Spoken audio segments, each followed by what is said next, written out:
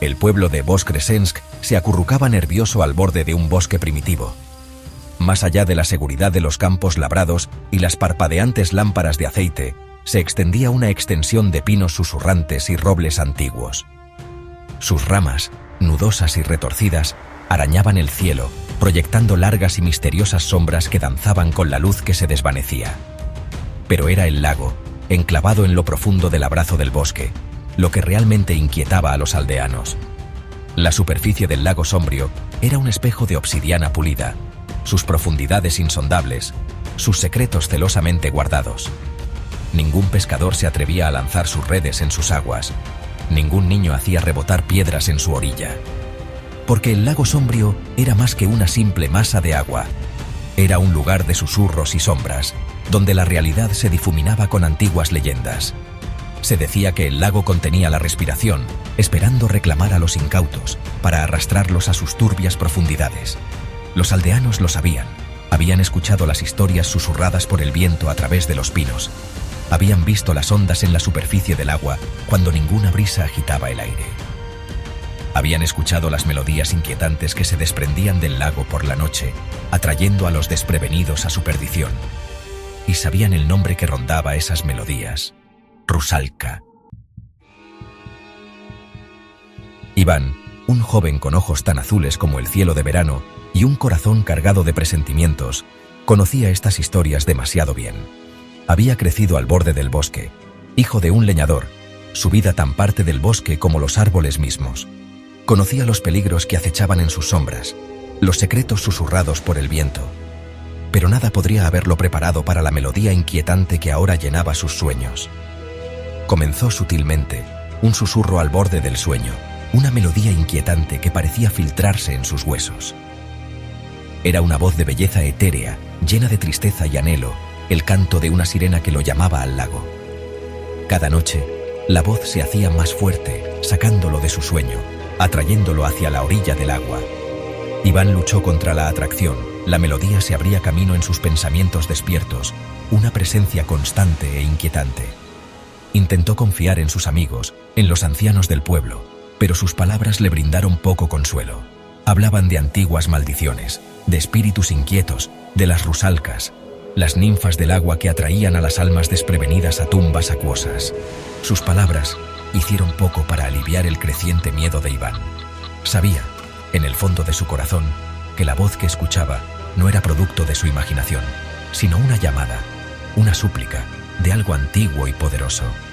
Su corazón latía con fuerza en su pecho, un redoble de miedo que hacía eco de la implacable melodía que pulsaba a través de él. Estaba atrapado entre el terror y una compulsión irresistible a responder a la llamada, a buscar la fuente de la canción inquietante que consumía cada uno de sus pensamientos.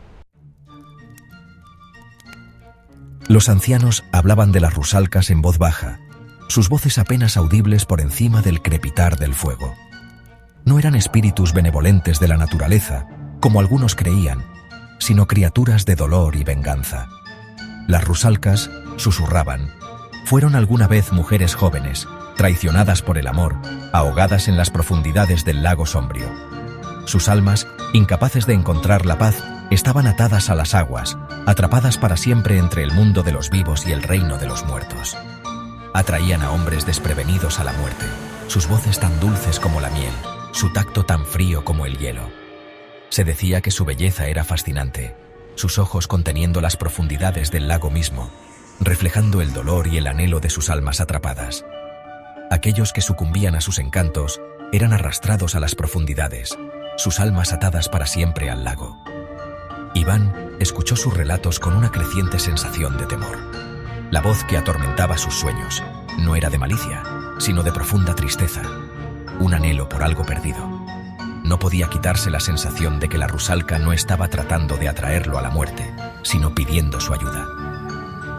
Impulsado por una fuerza que no podía explicar, Iván decidió encontrar una manera de romper la maldición, de liberar a la rusalka de su prisión acuática. Pero sabía que no podía hacerlo solo. Necesitaba la guía de alguien que entendiera los caminos de la magia, alguien que pudiera ayudarlo a navegar por las traicioneras aguas del lago sombrío. La respuesta llegó en la forma de Baba Yaga, la enigmática bruja que vivía en las profundidades del bosque. Temida y venerada en igual medida, se decía que Baba Yaga poseía conocimiento de cosas tanto mundanas como mágicas. Su cabaña, encaramada precariamente sobre patas de gallina, era un depósito de antiguas tradiciones y magia potente. Fue un viaje peligroso, lleno de peligros e incertidumbre, pero Iván estaba decidido. Navegó por los senderos sinuosos del bosque, con el corazón latiéndole con una mezcla de miedo y anticipación. Sabía que Baba Yaga era su única esperanza, su última oportunidad de salvar a la rusalka y tal vez incluso a sí mismo de las garras del lago. Cuando finalmente llegó al claro donde se encontraba la cabaña, fue como entrar en una pesadilla. El aire crepitaba de energía, una sensación palpable de poder que emanaba de la estructura torcida. La cabaña crujía y gemía, sus patas de gallina arañaban el suelo como si estuvieran ansiosas por moverse. Las ventanas, brillando con una luz verde espeluznante, parecían observar cada movimiento de Iván.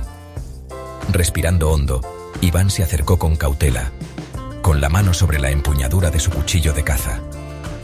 Llamó a Baba Yaga, con la voz ligeramente temblorosa, y esperó una respuesta.